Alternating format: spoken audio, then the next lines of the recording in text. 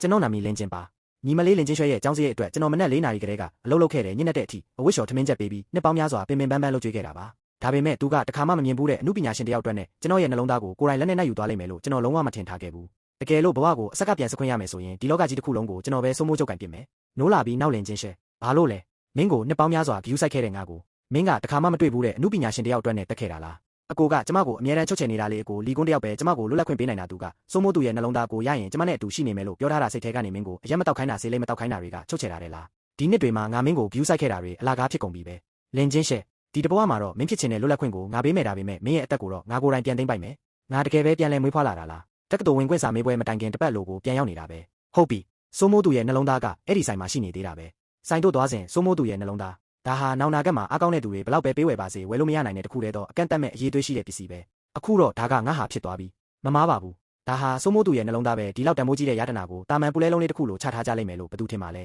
ဟာဟာငါကဘသူလဲလို့ကြည်နေတာတန်းထဲမှာနမေကြီးတဲ့လူစင်းရဲလေးပါလားဒီကိုအလုတ်လာရှာတာလားဒီမှာတံမြက်လဲဖို့လူမလို့သေးဘူးဟဲ့စိတ်ထဲကနေနွားတွေပွရွက်စိတ်တွေကငကားတကောင်ရှိမှလာဟောင်းနေကြတာရဲစရာကောင်းလိုက်တာဆိုင်ဝန်ထမ်းအားနေကောင်းလားကျွန်တော်ဒါကိုဝယ်ချင်ပါတယ်လူကြီးမင်းတေချာလို့လားရှင်ဒါကတာမန်ကြောင့်နေတတုံးပဲလေဒါပေမဲ့ဈေးကခက်တက်မှတ်1000တောင်ပေးရမှာဆိုတော့တိတ်မတန်တယ်လို့ပဲနော်လင်းချင်းမင်းယူနေတာလားကြောက်ခဲစုပ်တတုံးကို1000တောင်ပေးဝယ်မယ်ဆိုတော့မင်းမအဲ့လောက်ပိုက်ဆံရှိလို့လားကျွန်တော်တေချာပါတယ်ဒါကိုဝယ်မယ်မြန်လေးလုပ်ပေးပါဆိုင်ထဲကထွက်လာပြီးနောက်ဒီ1000ကတကယ်တော့လင်းချင်းရွှဲရဲ့တက္ကသိုလ်ကျောင်းလာခအတွက်စုထားတာခုတော့ဒါကငါအတွက်နက်ဖျားပလင်ပေါ်တက်လန်းဖို့လက်မှတ်ဖြစ်သွားပြီဒီအလောက်ကင်မရှိသေးကြောင်းစစ်ဆေးတွေ့ရှိရပါသည်စိုးမိုးသူရဲ့နှလုံးသားကိုအသက်သွင်းရန်အခြေအနေပြည့်စုံပါသည်ပေါင်းဆက်မှုစတင်နေပါပြီပေါင်းဆက်မှုပြီးဆုံးပါပြီတင်ဒီအကန့်အသတ်မဲ့အရေးသွေးရှိသောတခုတည်းသောအလောက်ကင်ဖြစ်သည့်ပိုးမွားမျိုးနွယ်တို့၏စိုးမိုးသူကိုရရှိသွားပါပြီပိုးမွားမျိုးနွယ်တို့၏စိုးမိုး